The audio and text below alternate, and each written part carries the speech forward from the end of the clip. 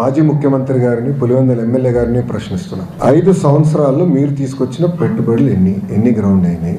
మేము 8 నెలల్లో తీసుకొచ్చిన పెట్టుబడులు ఏంటి? చర్చకి నేను సిద్ధం, ఆయన సిద్ధమా? మళ్ళీ కోడిగుడ్డుని పంపిస్తాడు. మాకు కోడిగుడ్లు వద్దు, మాకు ఆమ్లెట్లు వద్దు, డైరెక్ట్ గా రమ్మనండి, ఐఎమ్ రెడీ టు టాక్, నేను ఎక్స్ప్లెయిన్ చేస్తాను. ఇప్పుడు ఆర్సిలర్ మిత్తల్ ప్రాజెక్ట్ నేను 2019లో కలిసా. ఇందులో డావోస్ లో TCS వాళ్ళ బూత్ బయట కలిసి ఆనాడు చెప్పి ఆంధ్ర రాష్ట్రానికి రండి అని. మీరు కూడా ఆదిత్యని కూడా అడిగాను. అప్పటి నుంచి ఐ మెయింటైన్ దట్ రిలేషన్ అండి. 5 years I maintain that relationship. India ప్రభుత్వ అధికారులకు వచ్చినంటే నేను ఫోన్ చేశాను, బాస్ 5 years అయింది, మీరు వేరే రాష్ట్రానికి వెళ్దాం అనుకున్నారు, అక్కడ ఏం అవ్వలేదు, వచ్చేయండి వేరే రెడీ. ఒక్క జూమ్ కాల్ తో కదిలిందండి ఆ ప్రాజెక్ట్. అక్కడ పారిశ్రామికవేత్తలందరూ నన్ను ఏమడుగుతున్నారు, మీరు గ్యారంటీ ఇస్తారా జగన్మోహన్ రెడ్డి అనే వ్యక్తి మళ్ళీ గెలవడానికి? ఎందుకంటే PPL రద్దు చేశారు, అమర్ రాజా లాంటి కంపెనీని తరిమేశాడు, అనేక కంపెనీలు హెరాస్ చేశారు, సకాలంగా కరెంట్ బిల్లు మన కరెంట్ కూడా అందించలేదు, పవర్ హాలిడేస్ ప్రకటించారు. ఇండస్ట్రీ చాలా నష్టపోయిందండి ఆంధ్ర రాష్ట్రంలో. ఇప్పుడు అదంతా రివైవ్ చేసాక మేము కష్టపడుతున్నాం, బ్రాండ్ రివైవ్ చేసాక కష్టపడుతున్నాం. ఈ రోజు మహారాష్ట్ర మాతో పోటీ పడుతుంది, తెలంగాణ మాతో పోటీ పడుతుంది, తమిళనాడు మాతో పోటీ పడుతుంది.